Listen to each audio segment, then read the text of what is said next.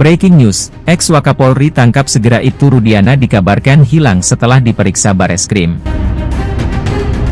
Sebelum lanjut, jangan lupa untuk like, follow, subscribe, dan share, karena berbagi itu indah.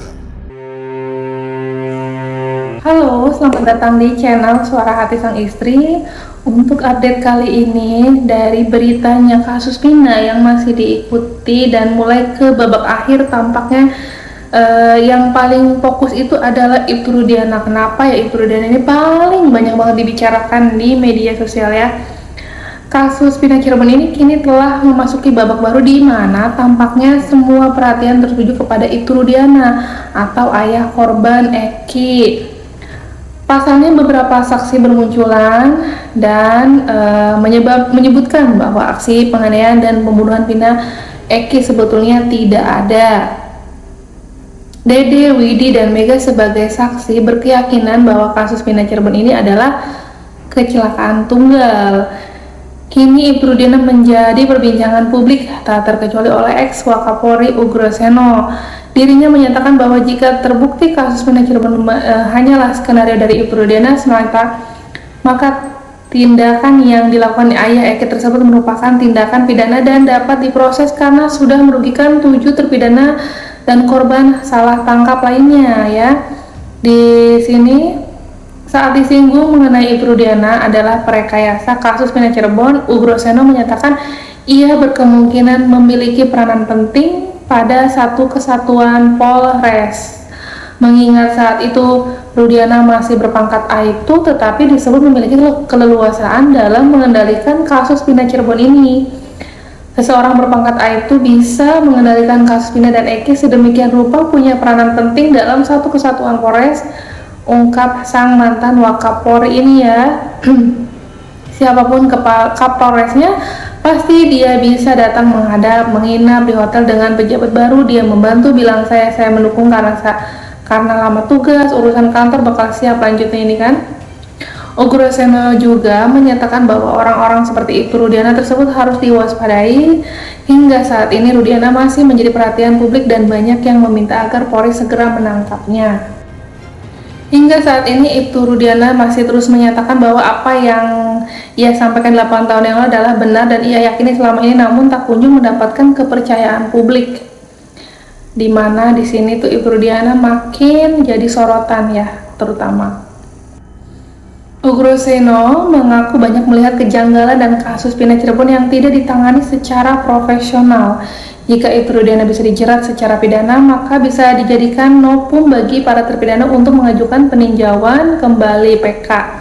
Anaknya tidak diotopsi, kemudian dia membuat laporan harusnya tanggal 27 Agustus, dia buat tanggal 31 Agustus 2016 lalu ya. Dan laporannya tidak lengkap. Ini jadi pertanyaan juga. Seolah-olah dia mengetahui anaknya dilempari batu oleh 8 orang, dia lalu mengajak orang sebagai saksi padahal tahu kalau sepeda motor, jaket, dan helm itu milik anaknya. Kejanggalan lainnya, sebelum membuat laporan polisi tanggal 31 Agustus, Ibtu Rudiana mulai menangkapi orang kemudian menyita barang bukti dengan cara-cara tidak profesional. Kalau menyita barang sepeda motor dan harusnya pakai angkutan kendaraan patroli harus diangkut ini, tapi didorong, pinjam sepeda motor pamannya didorong pakai kaki satu seperti anak muda. Kalau ke bengkel ini sudah tidak profesional ya. Maka dari itu Ugroseno meminta agar Ibtu Rudiana segera ditindak secara pidana karena sudah merusak citra Polri ya. Dia juga diduga kuat melakukan banyak pelanggaran kode etik dan berpotensi dikaitkan dengan obstruction of justice. Jika Bareskrim menemukan bukti dilakukan Ibtu Rudiana, maka temuan itu bisa dijadikan novum atau fakta baru bagi terpidana mengajukan PK. Dan Susno Duaji juga menyebut bahwa kasus Vina Cirebon seperti mengadili hantu, sebab kasus kematian Vina dan Eki ini menurutnya sangat buram atau jauh dari kejelasan ya. Bahkan bukti-bukti yang ada pun kurang menunjukkan adanya kejadian pembunuhan Vina dan Eki tahun 2016 silam tersebut. Susno menyebut bahwa dalam teori penyidikan dan mempertanyakan ada tidaknya korban, ada tidak TKP-nya, saksinya, dan ada tidak buktinya. Namun dalam kasus Vina Cirebon ini korbannya ada, namun yang lainnya jadi pertanyaan. TKP-nya tidak ada, yang ada itu di atas jembatan. Ini kan pertanyaan besar ya. Kemudian masalahnya lainnya adalah saksi kunci aib yang tidak meyakinkan yang mengarahnya ke 11 tersangka. Keterangan aib menyebut ada 4 sepeda motor saat kejadian, sementara pelaku 11 orang plus 2 orang korban. Ditambah keterangan aib melihat dari kejauhan 150 meter namun bisa mengenali wajah para pelaku malam-malam.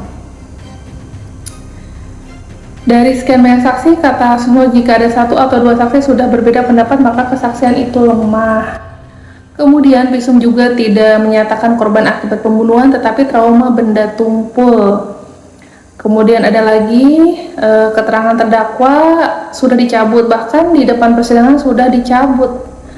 Alat bukti lain yang saintifik pun tidak ada, seperti CCTV, HP, darah, hingga hasil DNA sperma juga tidak ada. Sehingga ini menjadi pertanyaan, apakah ada peristiwa pembunuhan? Ya kalau nggak ada peristiwa berarti kita mengadili hantu, bolak-balik hantu, hantu ya nggak akan selesai. Ini kan tinggal cepat mana kiamat atau selesai perkara ini. Semuanya jadi geram. Sebelumnya kebohongan Ibtu Rudiana di kasus Pindah Cirebon diungkapkan penasihat ahli Kapolri Komjen Pol Arianto Sutadi juga bilang kebohongan tersebut mengenai penangkapan para terpidana kasus Pindah Cirebon tahun 2016 lalu ini. Ada Rudiana mengaku hanya memeriksa para terpidana selama 15 menit. Namun faktanya berdasarkan temuan Propam, Ibtu Rudiana memeriksa para terpidana selama 20 menit. Jadi mana yang benar? Bahkan jika dilihat dari berkas putusan sidang para terpidana, Ibtu Rudiana diduga melakukan pemeriksaan sekitar 2,5 jam. Arianto Sutadi mengatakan bahwa Ibtu Rudiana mengamankan para terpidana untuk diperiksa. Rudiana dengan anak buahnya mengambil orang yang ditunjuk oleh aib kurang lebih 11 atau 9 diambil menurut dia diperiksa. Menurut Arianto Sutadi ada perbedaan pengakuan Rudiana dengan temuan Propam di mana Rudiana mengaku hanya memeriksa para terpidana selama 15 menit, sementara itu berdasarkan temuan Propam Ibtu Rudiana melakukan pemeriksaan 20 menit. Ini menjadi janggal ya. Perbedaan waktu ini juga disorot oleh pengacara Peggy Setiawan yaitu Tony RM. Dilihat berdasarkan putusan pengadilan dan pengakuan Ibtu Rudiana, dirinya bertemu dengan Aib pukul 2 siang, kemudian 2 jam setelah Rudiana pergi dirinya ditelepon oleh Aib, berarti pukul 4 sore.